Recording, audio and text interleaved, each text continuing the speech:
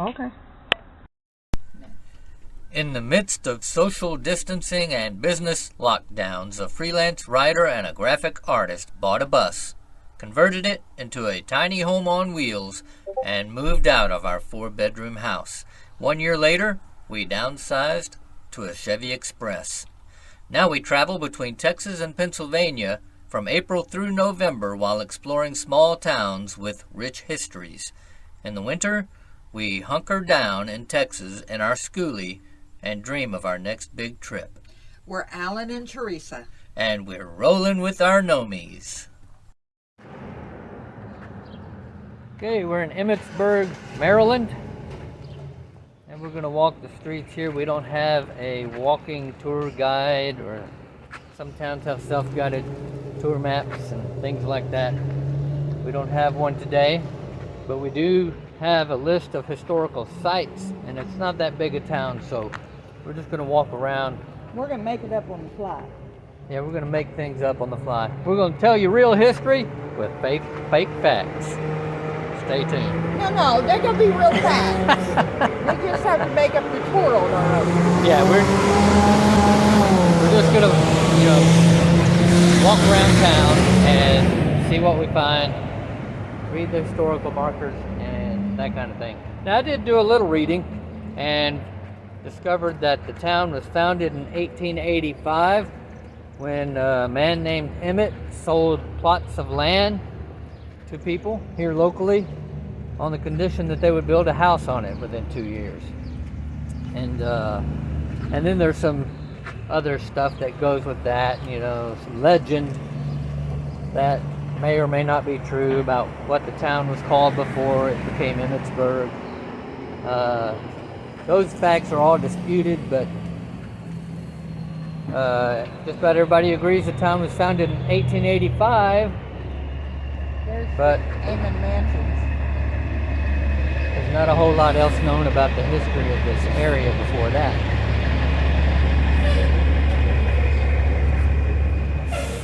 So, follow us around. All right, so this building here was owned, or the plot of land here was owned by William Emmett, founder of the town, but he deeded it to James Hughes, who built a brick house here, and inside is a large room, and it served as a chapel where the Catholic Church met here in town. And it was the founding of St. Joseph's Parish. The house eventually became the property of Dr. William Patterson, who had the bad luck of being its owner when it was among the first to burn in the Great Fire of June 15, 1863. The fire started across the street behind the present America Legion building, and it consumed nearly a third of the town. Choosing not to rebuild, Dr. Patterson sold the lot to Dr. Robert Annan and his brother Isaac S. Annan. Okay. And then there's some kind of legend about, or folklore about both brothers being doctors, but only one of them was a doctor. So we're standing here at the corner of Main Street and Seton Avenue here in Emmitsburg, and here's a historical marker on the Great Fire of 1863. It destroyed about 40 homes and businesses. That started at the Beam and Guthrie Stable near the corner of West North Street and North Seton. And that would be up this way to my right. Yeah, just up here. Local residents and Mount St. Mary's College students joined town firefighters to put out the fire. Let the truck pass. It's believed that about 1/4 of the town was destroyed, with 55 families left homeless. And this photo here shows sort of the damage. It happened in 1863, and it's been a really big deal.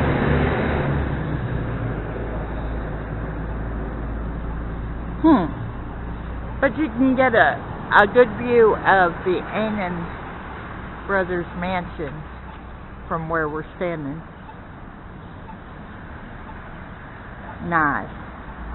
Yeah, it's been modernized a bit. You can still see the basic structure. Yeah. Nice. And the barn that started the fire Right here. would have been located right here on the corner. And Right here on one of these corners. it's on one of these corners, yeah. And the sparks blew the one block to the buildings on the square.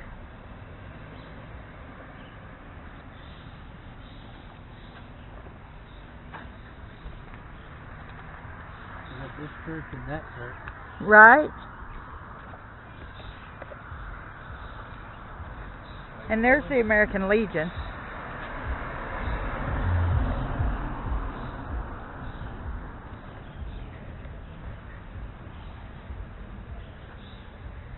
Okay. Oh, look, there's a Taney. I bet that's the family Taney Town's named after. Okay, so, yeah, Tawny Town. It's St. Joseph's Catholic Church. It was established in 1793, and gorgeous building. Yeah. It's still in operation today. You want to hold the camera and I'll get the write up maybe? Yeah, I like the inscription there, just above the front door. It says, "One Lord, one faith, one baptism, one God and Father of all." That's from Ephesians chapter 4. Oh yeah, I love these stained glass windows.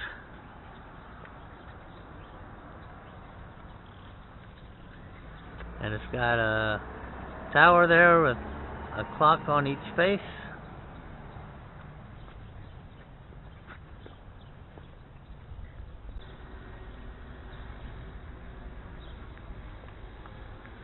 There's another church here in Emmitsburg. It's got the tower. It's a nice tower. No clock, but you can see it's got a space up there you could stand and look out over the city. Or I should say town or village.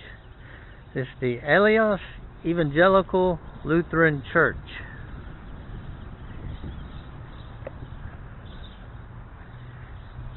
ELCA.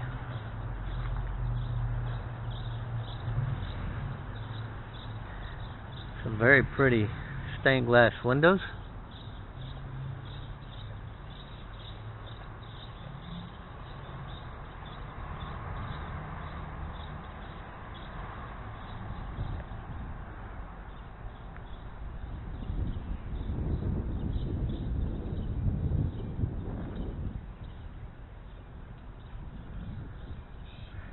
Another church over there on Main Street. Love the sidewalk going right between the houses. You don't see that in large towns too much.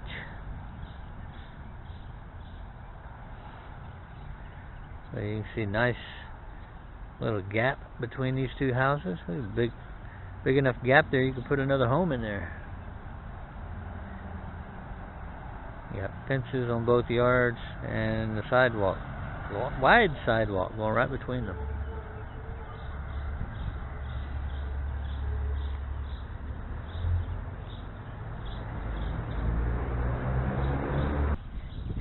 In 1797, the congregation decided to build a new church in Emmitsburg. The Methodists purchased Tom's Creek Church, but there was no record anywhere of that sale. The first Lutheran minister at Emmitsburg was Reverend John F. Ruthrauff. Ruthrauff passed away in 1837 at the age of 74. 1/2 acre was purchased by Thomas Maxwell from William Emmett for $100 and given to the congregation in 1802. The church would build of stones from the area. It was very plain with only one door facing east and 4 windows. It's grown a lot. It has grown a lot. So this would be the main church right here, the first part that was built. Yes. The architect, Peter Troxel, and builder, George Smith, built the steeple in 1814.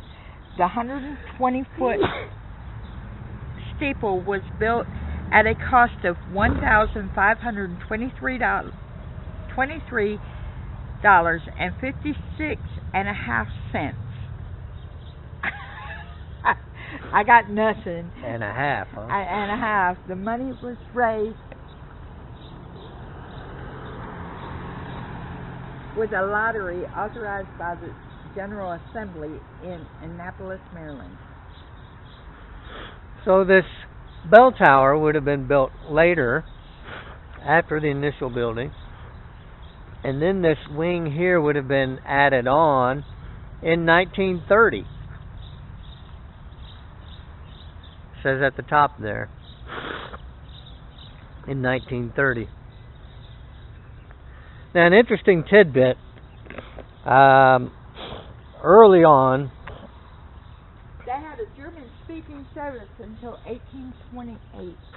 German-speaking service till 1828. Little interesting tidbit about Emmitsburg history early on, before the founding of the town. Very early in American history, this part of the land was owned by the English crown, and they wanted to settle the area, but the French also had a little bit of influence here in the area. So the English crown wanted to settle the area, so they sent about 100 settlers over here to settle the area. They were called the Tom's Creek Hundred. Okay.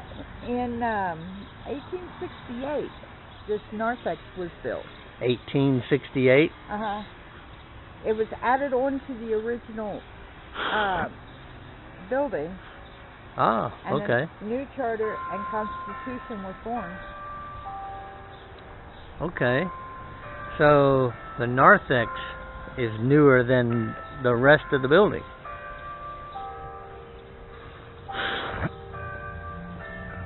So makes me kind of wonder. They only had 4 windows.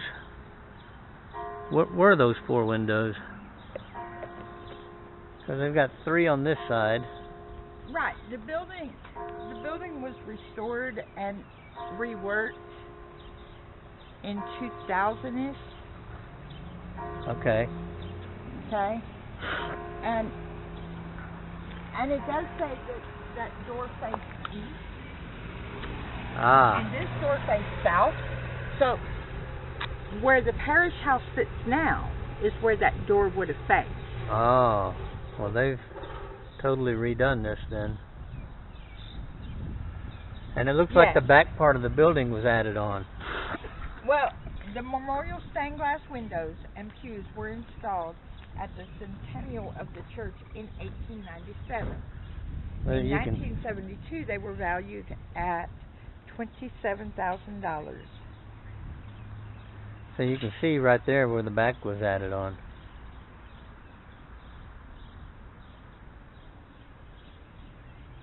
Can you see that? Yeah. It was added on to. Yeah. So this building has undergone a lot of it's been here for a long time. Over the years. If you last that long, we'll put additions on you as well. Yeah. There used to be a school on the property, but when the cemetery was enlarged, they removed the school. The school only ever had 40 students. You got to make room for the dead people. Yeah, they're dying to get in. Well, looks like the cemetery is more popular than the school was. It's got way more than 40 people. Life is full of them. Okay. Well, there's a sign right out in front of it right there. And this is the view of the church up the sidewalk from the next street over, Main Street. It's a nice view. And the house to the right here belongs to the church. There's a sign right over here with the church's name on it.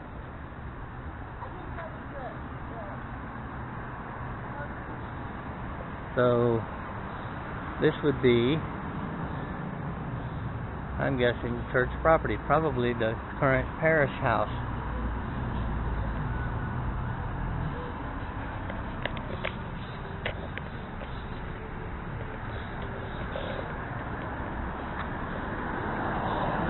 I love this church. It's a Presbyterian church, Emmitsburg Presbyterian. Nice red door there, founded in 1760. And it's got that little castle keep thing, the tower, with limestone pedestals up on top. I love that, and beautiful stained glass windows.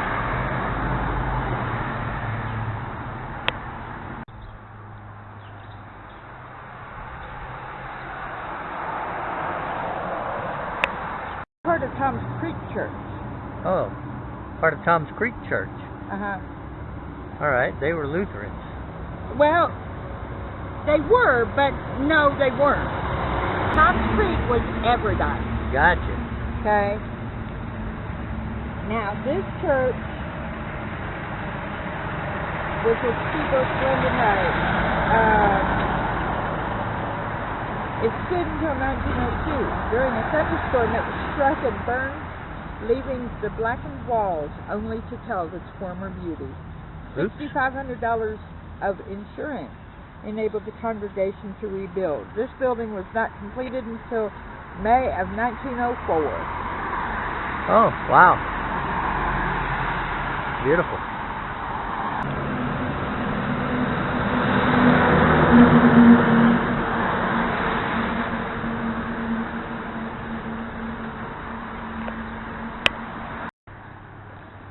Incarnation United Church of Christ. In 1868, Joshua Motter, an elder and treasurer of the consistory, had secured the title to this property, called the John Nickham property. He offered the land, which is the location of the present church, to the congregation for the sum of $800. On September 8, 1867, the consistory resolved to purchase the property for the building of a new church. In July of 1868, work began on the construction of the church for the sum of $5,000. It's a beautiful building. On August 1st, 1868, the church was officially named Church of the Incarnation. On this date, the cornerstone was laid with the following enclosures: a Bible, hymn book, catechism, order of worship, and a constitution of the German Reformed Church in the United States. Copies of the proceedings of the General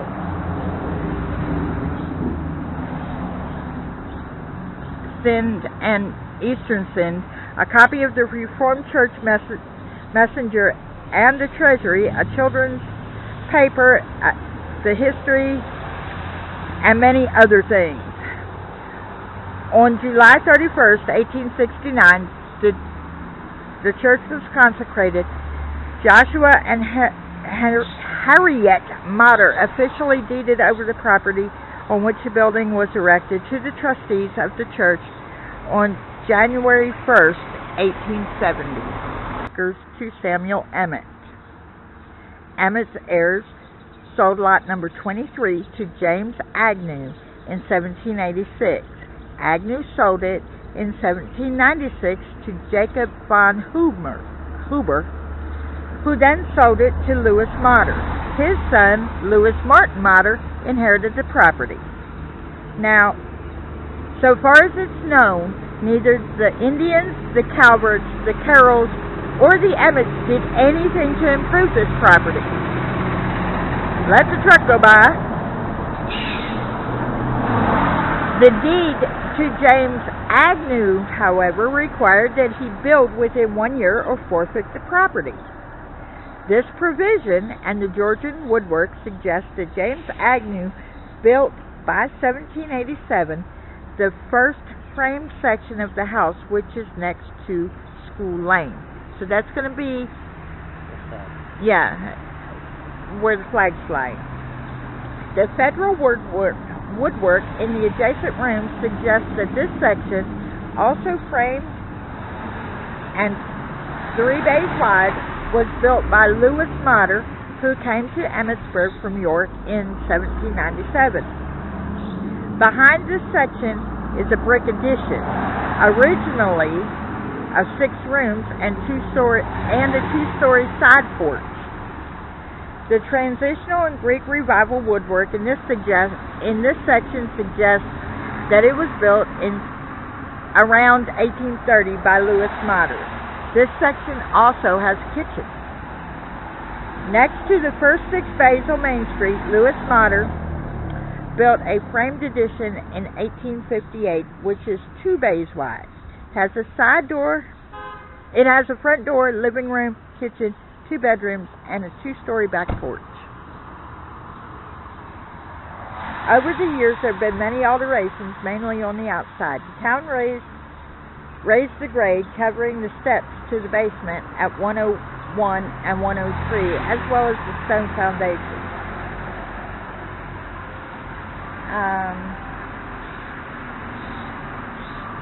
So, it's a house of many changes, it would appear.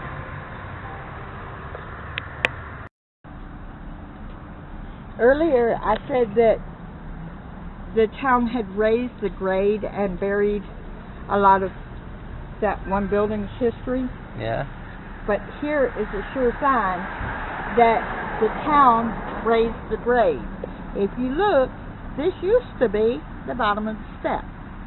Oh, yeah. There was an actual step there. Yep, sure was. Okay? So they brought it up a whole step. They went down from there to street level. But when they raised the grade, when they put the sidewalks and whatnot. Yeah, they put these sidewalks in and raised the grade. That step went away. Yeah. Interesting.